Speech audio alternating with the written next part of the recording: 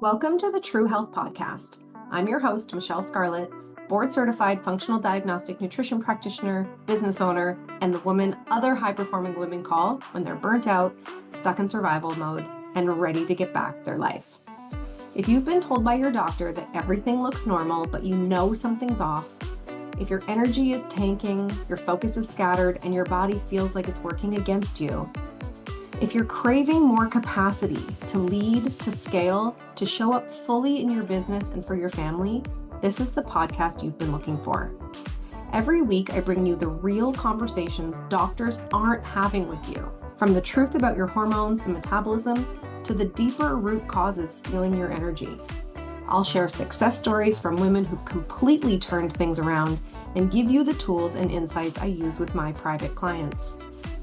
This season, I'm also sitting down with powerhouse women, CEOs, founders, and leaders who have made their health the foundation of their success.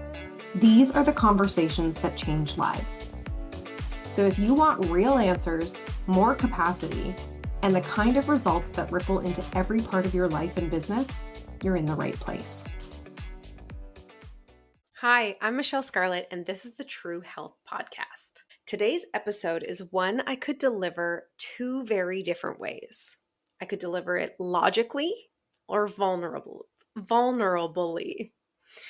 And honestly, it deserves both. Because the truth is, what started as a cosmetic choice in my 20s nearly cost me everything. My health, my energy, my fertility, my confidence, and my identity. But this episode isn't just for women who have breast implants. It's for anyone living with chronic symptoms that just don't make sense, who've been dismissed by their doctors, gaslit by specialists, or told everything looks normal on their labs. It's for the women who've tried everything to lose weight or feel like herself again and still feels like she's dragging through life. Because breast implants may only be my story, but your toxic load might come from wine, Botox, antibiotics, tap water, scented candles, moldy homes, or lack of sleep. So let's dig into it. I want to start with the stats.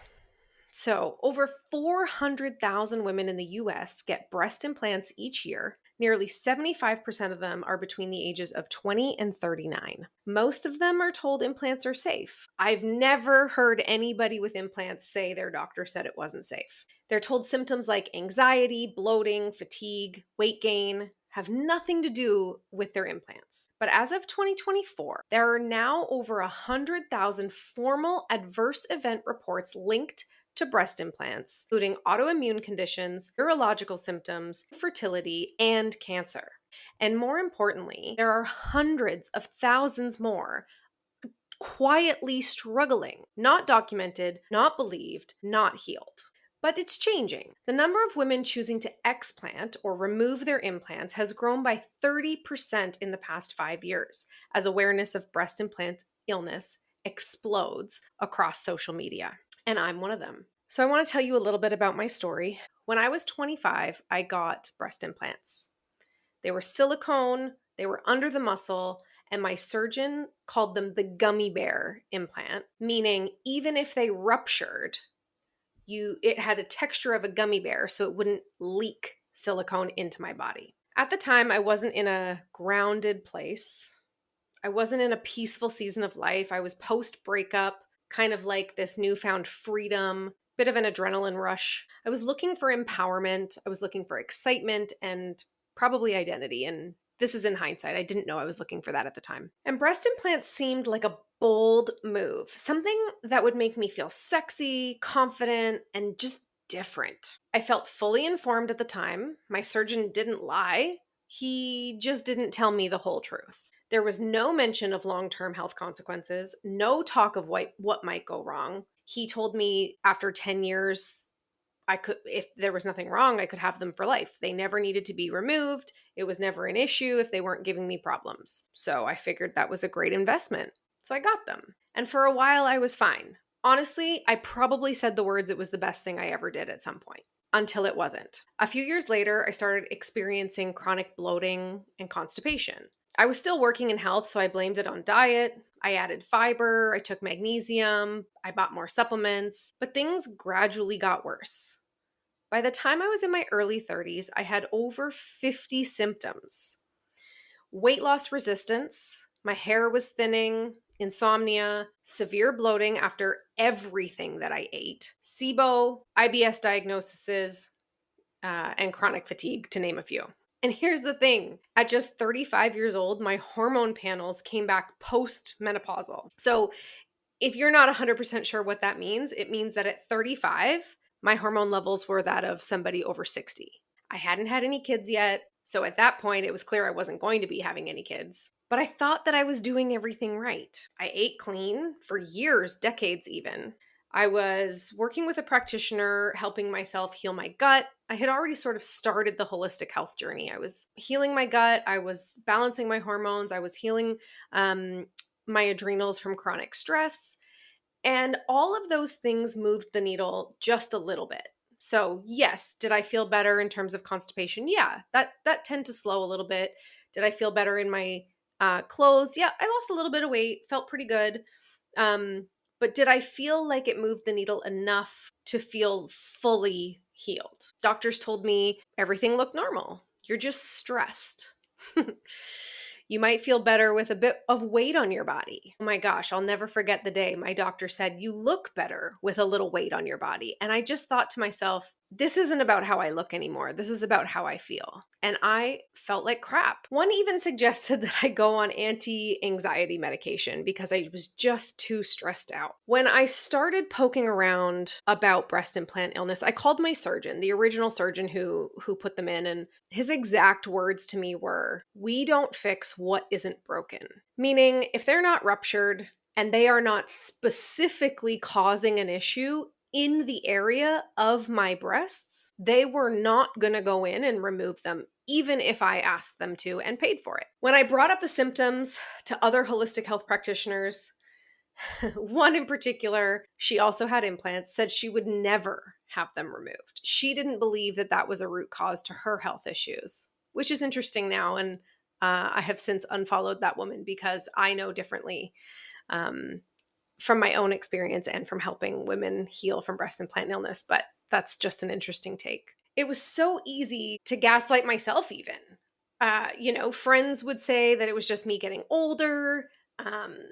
Nobody really believed that these things that, had been put into women's bodies for decades could actually cause issues like digestive issues or cause, inflammation or skin issues or hair to fall out. So it was easy to sort of explain away or just accept until I found this Facebook group. I don't remember exactly what it was called. It had something to do with breast implant illness. So ladies, if you're listening to this podcast and you have breast implants and you're also experiencing symptoms, but you can't quite put your finger on it, go onto Facebook, search in the Facebook group category, breast implant illness. One of those is the one that I joined. It had over 20,000 women from around the world all experiencing what I was experiencing. And for the first time in years, I realized that I wasn't crazy. I had done everything else, everything from medication to holistic health protocols to work out more and eat less and try this diet. And I have literally done everything. And this was the last variable that hadn't been addressed yet. So in 2022, I explanted.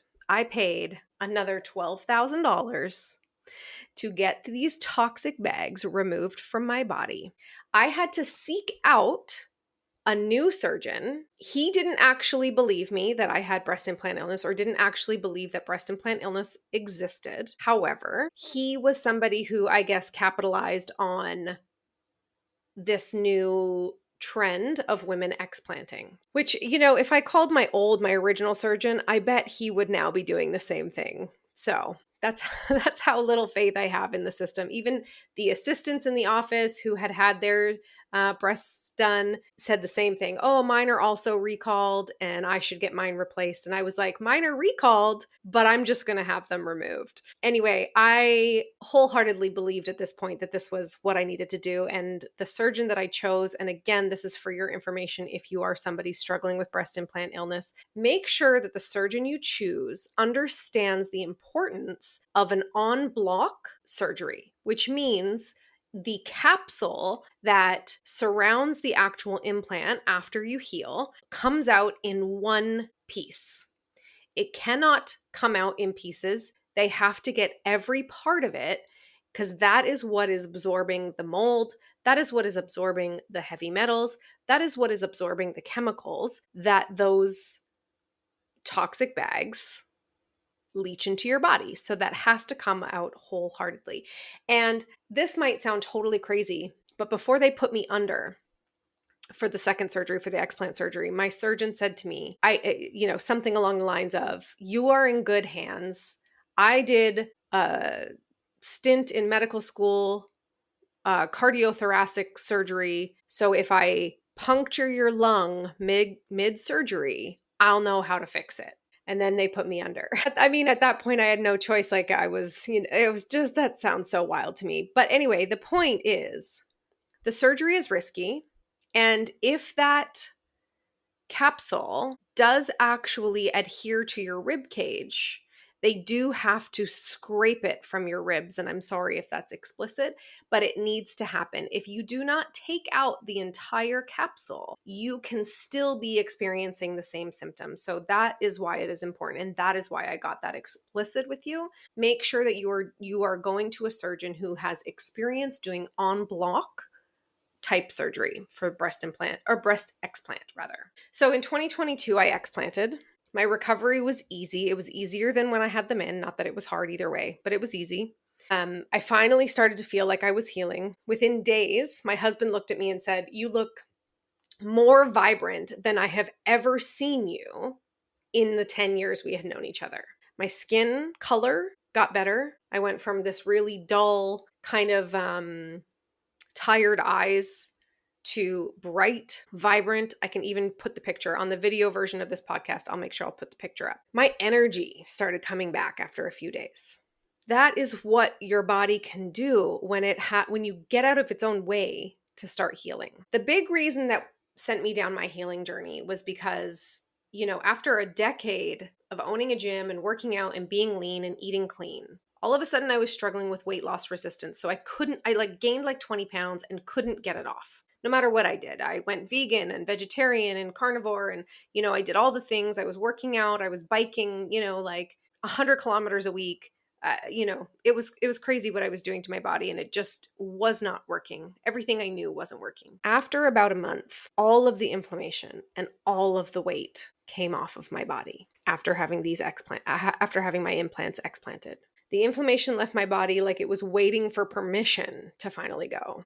And I started realizing that I actually loved my body in its natural form far more than what it looked like unnatural. The empowerment I felt removing them was 100 times stronger than the day I got them. And this time it came from self-love and from healing. After I explanted, I needed to go through a protocol. It doesn't happen on its own. I detoxed from mold. I detoxed from heavy metals.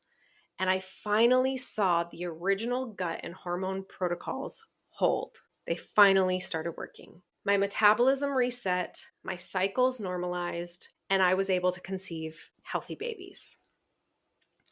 And I became obsessed with the bigger conversation, toxic load. This is the deal. You might be listening to this podcast thinking, well, I don't have implants, and so this isn't about me. But I'm here to tell you that this is about you. My breast implants were my biggest toxic burden.